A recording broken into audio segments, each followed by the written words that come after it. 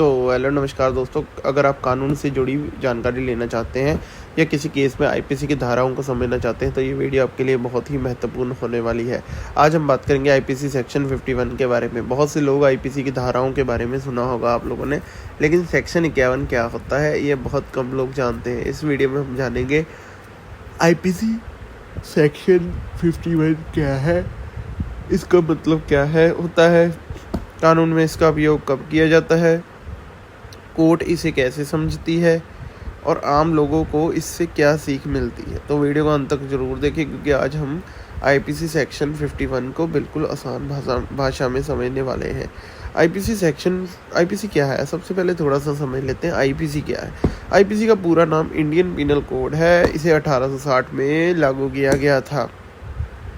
यह भारत का मुख्य आपराधिक कानून है जिसमें बताया गया है कि कौन सा काम अपराध है और उसके लिए क्या सज़ा हो सकती है।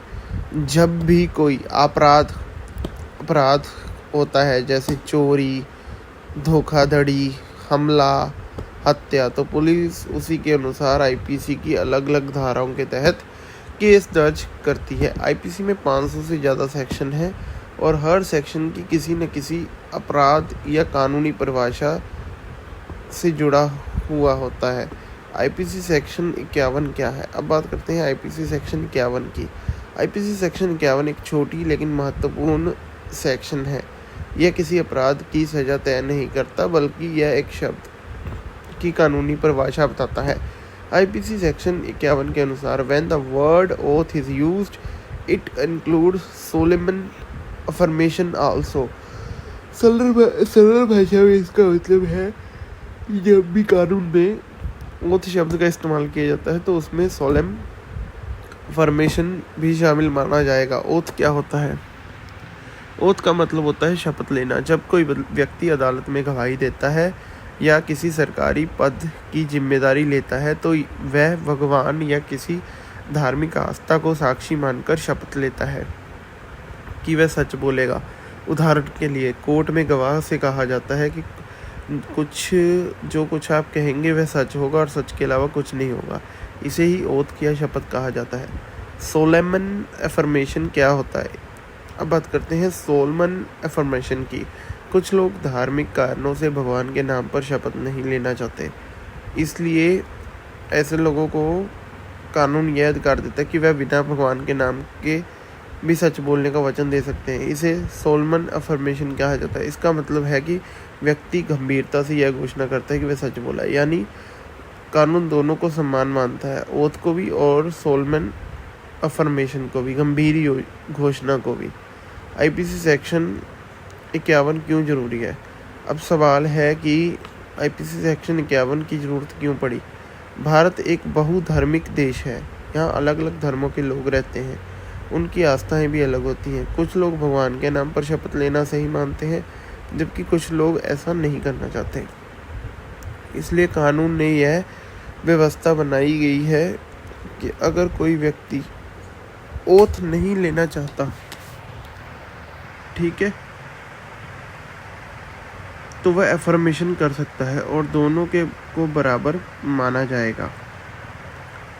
सेक्शन 6 कोर्ट में इसका उपयोग कैसे होता है। कोर्ट में जब कोई गवाह आता है तो उससे पहले शपथ दिलाई जाती है। अगर गवाह भगवान के नाम पर शपथ लेना चाहता है तो उसे ओथ दिलाई जाती है, लेकिन अगर वह कहता है कि धार्मिक कारणों से शपथ नहीं लेना चाहता तो उसे सोलेमन अफर्मेशन दिलाई जाती है। दोनों ही स्थितियों में गवाह का बयान कानूनी रूप से वैध माना जाता है। उदाहरण से समझो, मान लीजिए किसी केस में एक गवाह है जिसका नाम राहुल है। अगर राहुल कोर्ट में कहता है कि वह भगवान के नाम पर शपथ लेगा तो उसे ओथ दिलाई जाएगी, लेकिन अगर राहुल कहता है कि वह किसी भी धार्मिक शपथ में विश्वास नहीं करता तो कोर्ट उसे सोलेमन अफर्मेशन दिलाएगी। दोनों ही मामलों में राहुल की गवाही अदालत में स्वीकार की जाएगी। सेक्शन 8 अगर झूठ बोला तो क्या होगा। अब है एक महत्वपूर्ण सवाल आता है यहाँ पर। अगर कोई व्यक्ति शपथ लेने के बाद या अफर्मेशन करने के बाद झूठ बोलता है तो क्या होगा।